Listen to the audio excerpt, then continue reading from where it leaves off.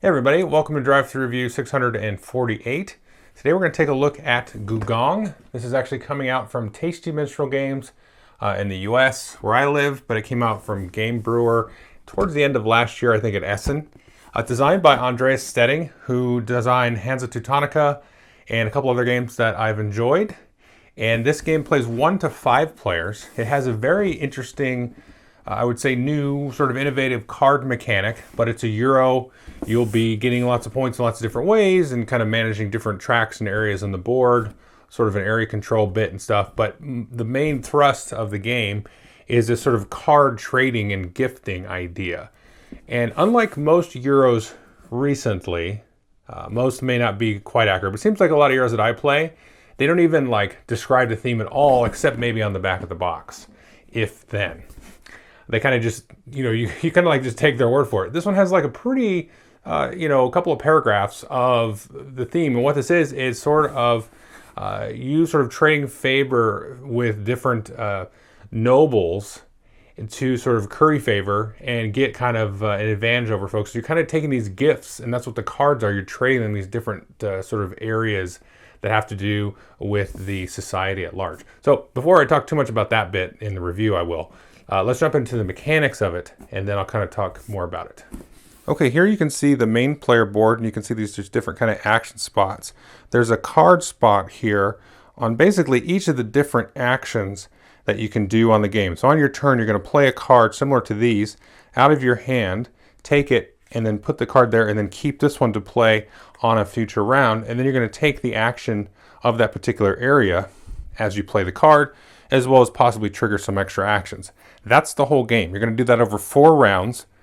And then whoever has the most points, of course, at the end is going to be the winner. However, there's a little wrinkle to that too. So if you look here in the center, there's this track where each player will be moving up a little piece here to go up. Now this is set up for a 1 to 3 player game. On this side of the board, you actually flip the board over and you can play a 4 or 5 player game. It's slightly different.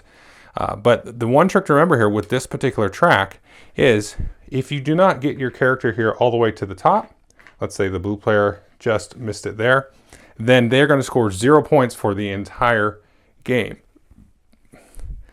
So in addition to scoring points elsewhere, you need to also focus on this track. But if you do get it up to the track, not only will you score points for everything else in the game, but you also get some bonus points here for being first, second, or in this case, third on the top of that track. Now players will each get a board in their particular player color. You'll start the game off with 6 of these influence cubes here. These are like your servants. And these are going to be used to kind of beef up the power of the card that you play. And you've got a couple of sort of player aids built into this. Each player is going to get 3 boats. You get some extra servant cubes here. This little fellow on the horse, which we'll talk about in a minute. And you have kind of a double servant big block there.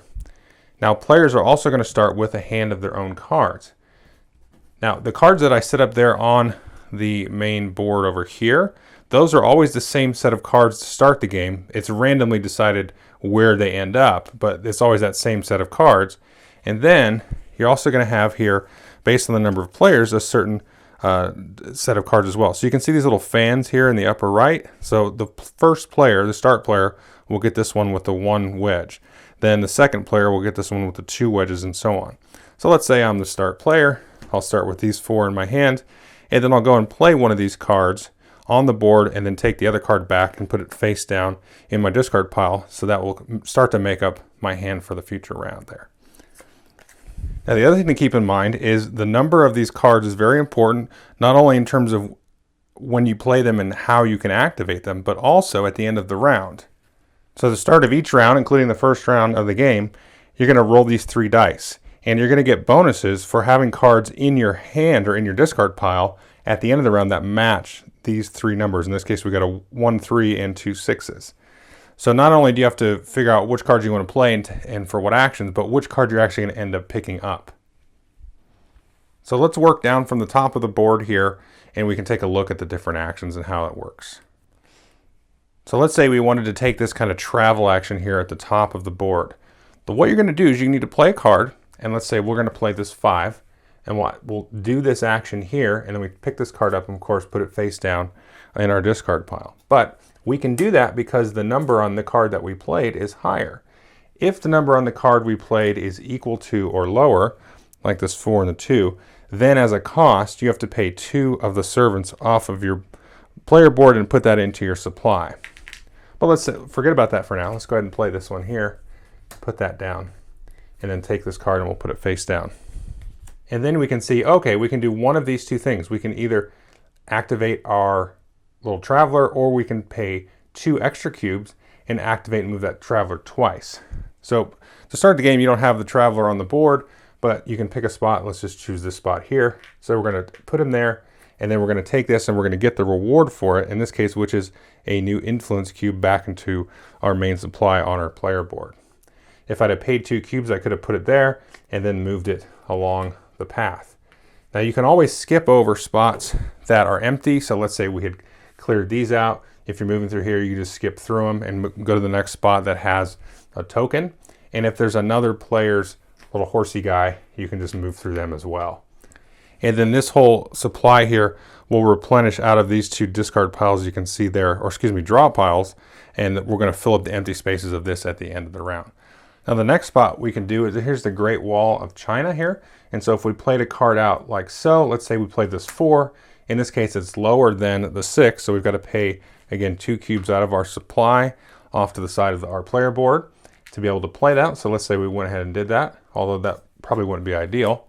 And then when you activate this action, you can put 1 cube from your player board onto this particular spot here. And so you're going to be building this wall kind of over and over and over again, and you're going to score it immediately once you fill it up based on a certain area. So if we're playing 3 players, once this fills up, we're going to score the wall. If we're playing 1 or 2 players, that's only until then that we score it. Now the alternative action is to pay an extra cube off to the side, and then we can put down, instead of 1 cube, 2 cubes here. So that actually costs you a total of 3, because you're paying the extra one off to the side. You got to have 2 cubes there to play that. And then let's say you had needed 2 cubes to play that because the card that you played was lower. So that would cost you 5 cubes just to get 2 cubes out. Not efficient at all.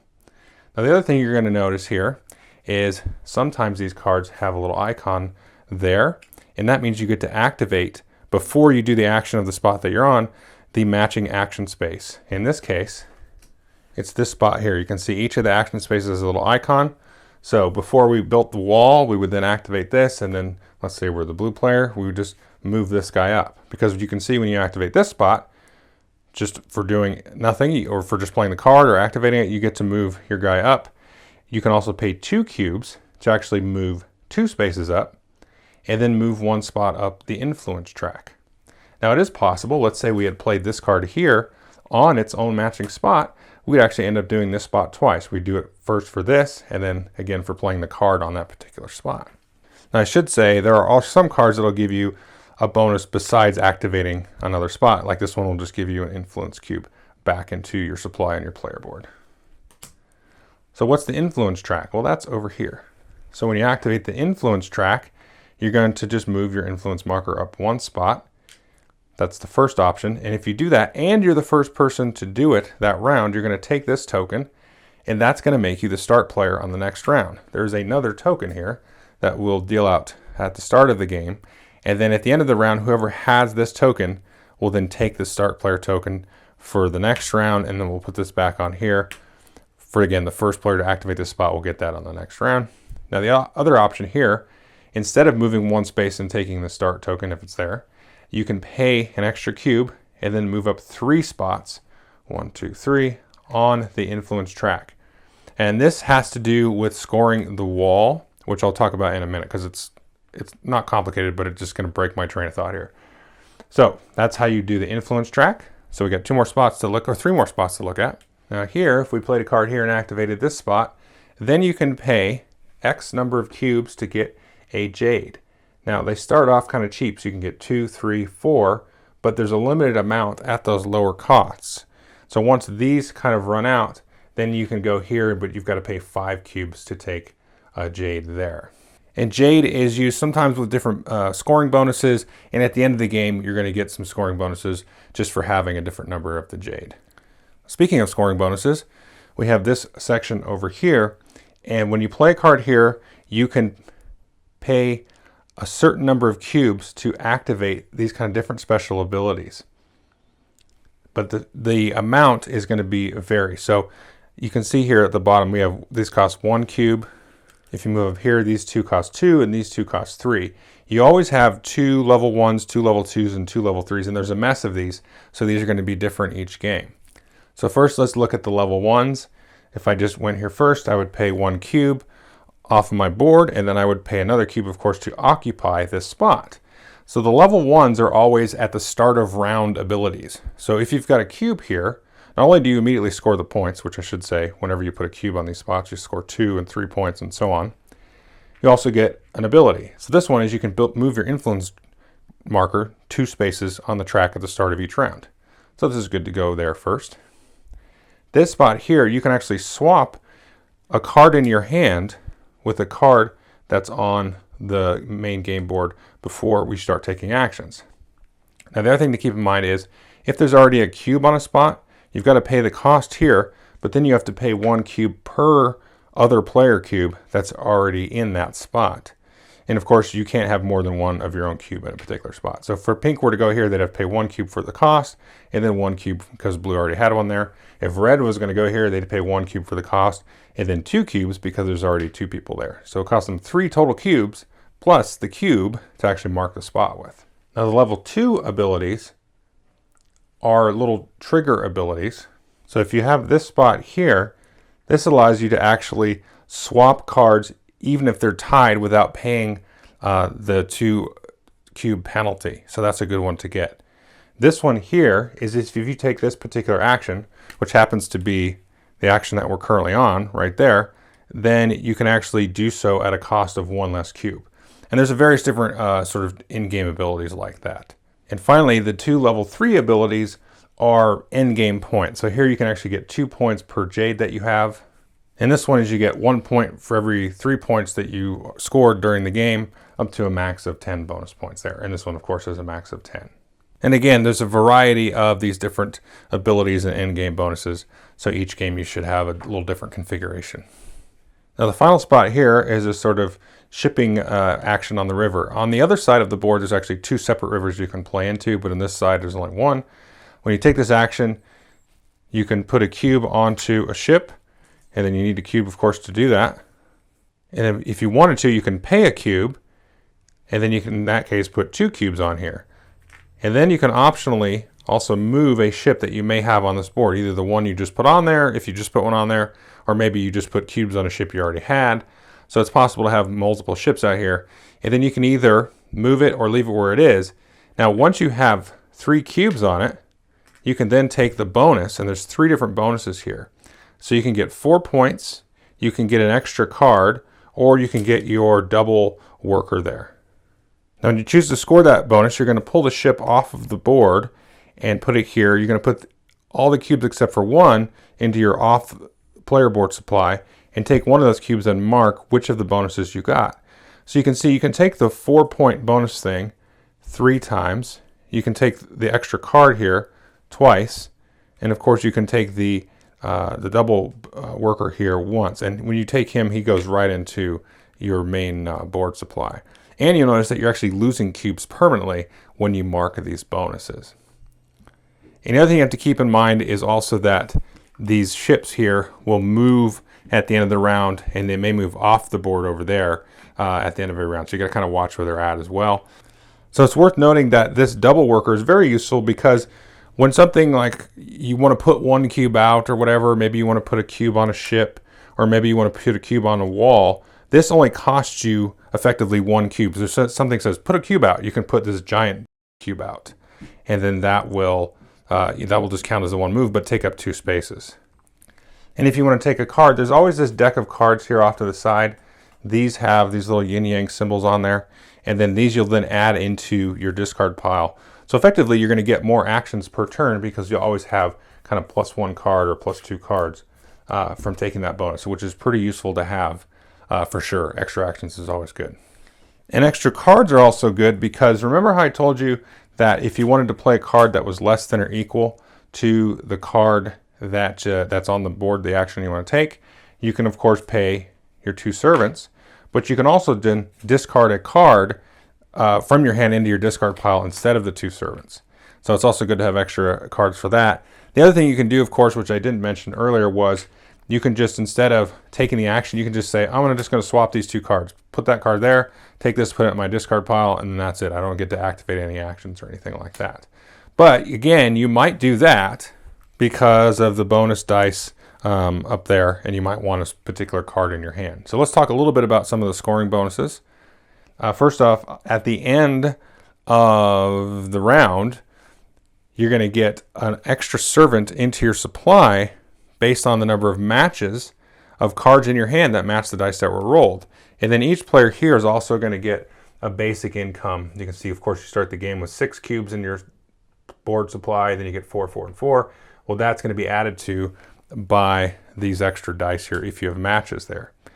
Now, whoever has the most matches is going to get 3 bonus points, and they're going to get a free move up this track. So that can be super useful. You don't have to take an action to do that now, and it's much easier to get to the top. And remember, you don't score at all if you don't get to the top.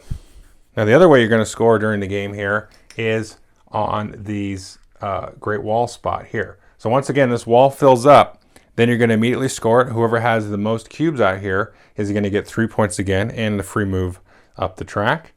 And then whoever won that, their pieces are going to come off, but anybody else that was on there, their pieces are going to stay on there. And if there's a tie, you're going to look at the influence track. So if there was a tie for first, you'd see whoever was higher up this influence track would break that tie. And if you're tied here, whoever's on the top will break that tie. But after scoring the wall, anybody that was present up on the wall here will be able to take one of these influence bonuses here, and then you can spend your influence here. So if you have, let's see, both these players have 3, and they were both on those, so they could spend 1 or 3 influence to get 1 or 2 servant cubes on their player board. But if they had a whole bunch, like if they were up to 7, they could spend 7 and get a jade, or they could spend 5 and then adjust one of the dice that you're going to be looking at the end of the round to be whatever number they want it, which can come in super useful. And you are going to score this again, the wall again, at the end of the game. Even if it's not full, you're just going to look at it and evaluate it as it is. So there'll be one more scoring there, and that could be enough to push you up as well. Get the 3 points, and then push your guy up here, maybe to the final spot. That's pretty much all of the rules of the game. Okay, so that is Gugong. Let's go over my little 3 pillars of reviewing real quick. First, we'll talk about player count. This plays 1 to 5. I've not played it with 1 or 5. I will say I do not like it with 2 at all, really. And so I don't expect I'd like it with 1, so I don't really have a desire to play that. However, with 3 plus, I really, really like this game. So we'll talk about that a little bit more in the review. But with the 2-player, it's like too wide open. I mean, it does scale. You saw how it scaled with the Great Wall of China there. And then obviously you have the river space that scales a little differently between the 1, 2, 3 and the 4 and 5 player count. Otherwise, though, it doesn't really scale all that much. You'll have some control of the cards that are in play based on how they're dealt, because remember, the start player always gets the same 4 cards if they're the start player. And the second, third, and fourth player, they always get that same set of cards based on their starting position. So, but it doesn't scale enough for me at all, definitely at the 2-player count. I haven't played it with 5, but I have some friends that have played it with 5, and they really liked it with 5. And I kind of, based on talking to them, I expected I would too, just based on some of the things they were saying. So that's player count. And then play time, what does the box say? The box says 90 minutes, that's about right. I would say I haven't played a game of 5. It might take you 2 hours, but I expect once everybody knows the game, it does play pretty quickly and smoothly, and the turns are snappy. You play a card, you do the action, done. And then you play a card, do the action, done. I mean, turns will take a little bit longer than that as the game moves along, because you might have little abilities that trigger, and then playing that card might trigger another action somewhere on the board. But generally, it's pretty quick and snappy. So, third and maybe most important point for this particular game is, what is the game like? I don't know. It's like a lot of Euros. There's a lot of things. There's like, you know, you move a dude around a track and they travel. There's like, so every Euro now has like a traveling guy ever since The Village came out like a couple of years ago. It's like, we need to have a guy that travels on a path every single game. So this has that. And then it has like the wall scoring is sort of like a lot of games, and you've got the different tracks and stuff, and an influence track which breaks ties and things like that. However, there's enough different about this game that I think if you're into Euros or whatever, you should really give this one a shot. Now, the thing that sets it apart is what I'm most interested in, and that is the card play, because you have this whole interesting dynamic of this gift giving, and that's what you're doing when you're playing the card. You're like, tell you what, I'm going to give you this really awesome, expensive gift. I'm going to give you a 9. And then you're going to give me that 5 back. And then I'm going to get to do a little something. I'm going to get to build the Great Wall of China, move up on the intrigue, send my little traveler around. And then I've got that card that you think, the player thinks, the game thinks is a lesser value. But I'm keeping that because I know I'm going to score that based on the dice. And so trying to kind of work out a combo of, I really want to take this action space because if I do this, I'm going to get this bonus or score these points or move up this track, which I really need to do, or this got this cool token that I can pick up, which gives me extra stuff. So just looking at that, like, oh, I want to do that and take that. But what card am I getting back? What am I getting back from you? Oh, that card's worthless to me. It doesn't match any of these dice. That's no good. And then getting little abilities that will like, well, if I play this here, though, I can trigger this space and then another space.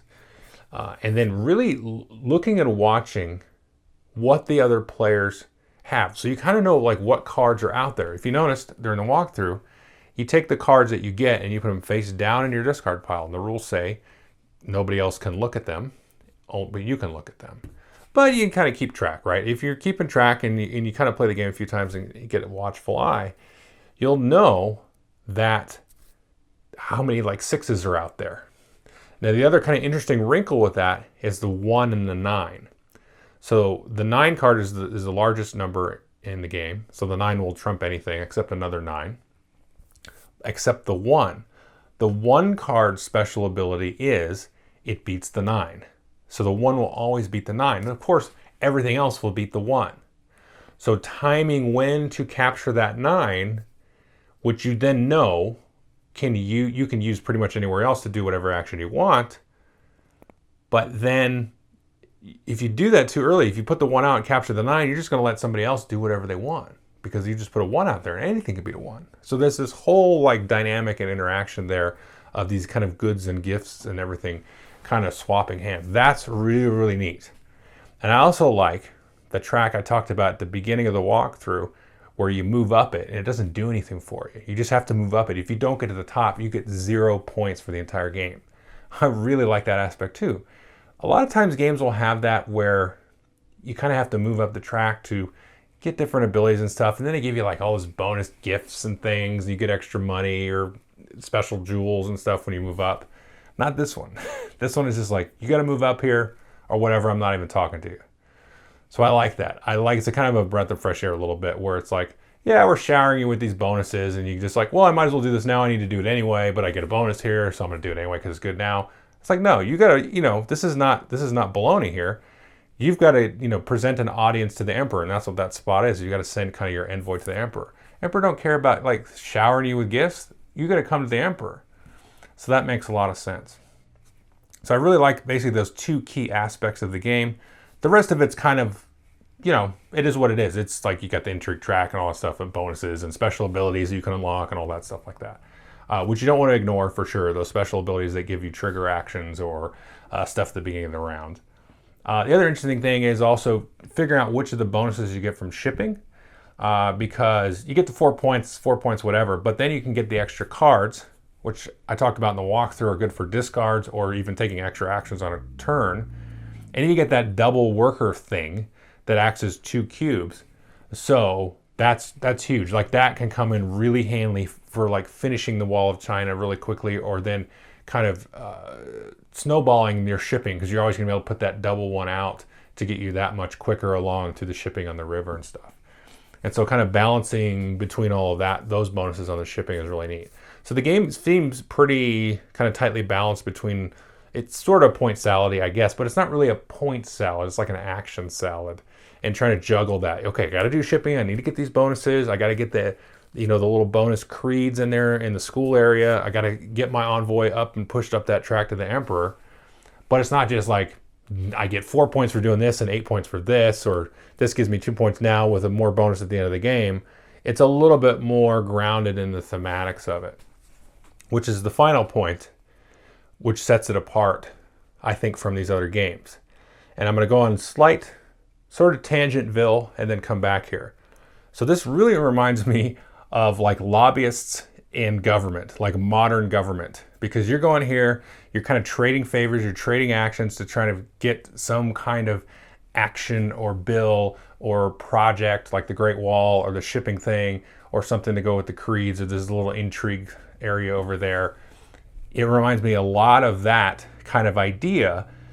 And when I initially read the rules, I was like, oh, they should totally retheme this to some like modern Washington, D.C. thing where you've got lobbyists going in and you're trading favors and you're getting bills passed and stuff like that with this sort of same mechanic generally, although they probably changed it up a bit. But after playing it a couple of times, I don't want to see that game. I like this game because it's far, far in the past and I'm far emotionally removed from, I think it's Ming Dynasty China. Does it say on the back of the box? This is Ming, yeah. So 15th century China. That's fine. That's ancient history. I don't care what these people did. So they might have connived and stolen and bribed each other and stuff like maybe people do today. But this is in the past, so I don't have emotional attachment to it.